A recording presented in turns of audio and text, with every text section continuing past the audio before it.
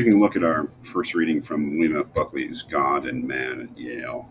Wow, what a strange book, and what a strange book to assign to students. I don't know. It's just something I wanted to talk about, and none of the books here are things that I necessarily agree with. I think it's clear from reading from my videos, discussions with you, that I have learned from all of these books. It doesn't necessarily mean that I endorse them. I certainly don't. I just think they would be interesting things to read, and that's my sole criterion for assigning William F. Buckley's God and Man at Yale. I certainly don't endorse it, but I think it's an interesting book, and I think it's worth reading, obviously.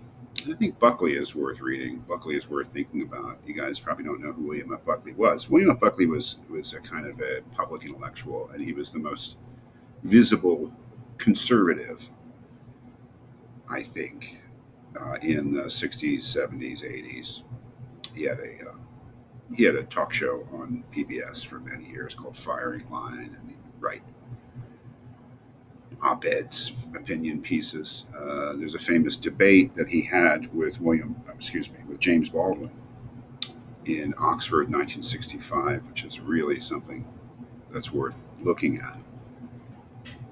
Um, so he's an interesting figure, and it's another time, obviously, talking about the ideology of Yale in 1951. It's almost ancient history, 75 years ago, basically. But it talks about issues that we're still talking about today, about educational philosophy and what educators should and definitely shouldn't do.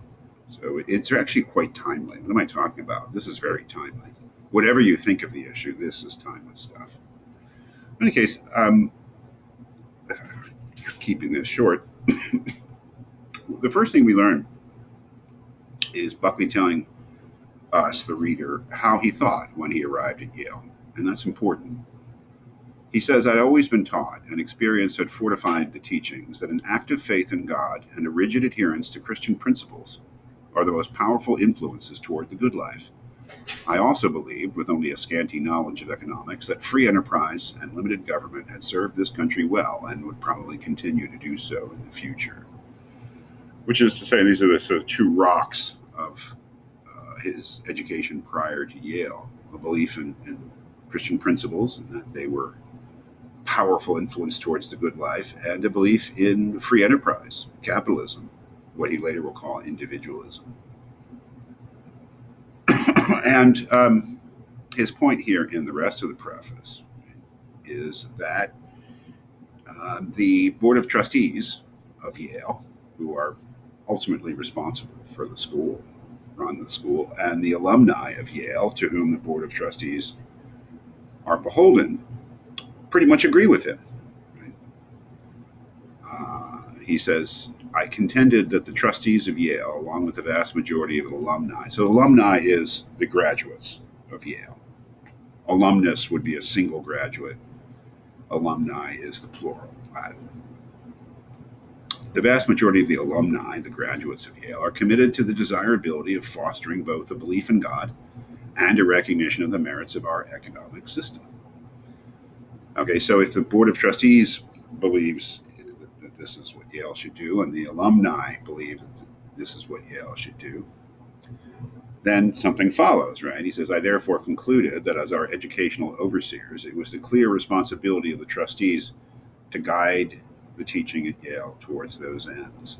And the rest of the book, you might say, is him making a case that Yale fails to do that Yale is pretty much a hotbed of secularism and atheism, but definitely secularism, non religious thinking, and collectivism, that is non anti capitalist or anti free market, what he would say, anti individualist thinking. Which is to say that that's his argument, which may not be a good argument. That is, the premises may be wrong and the reasoning may be bad. It may be an unsound argument. It may be a bad argument. However, it is an argument.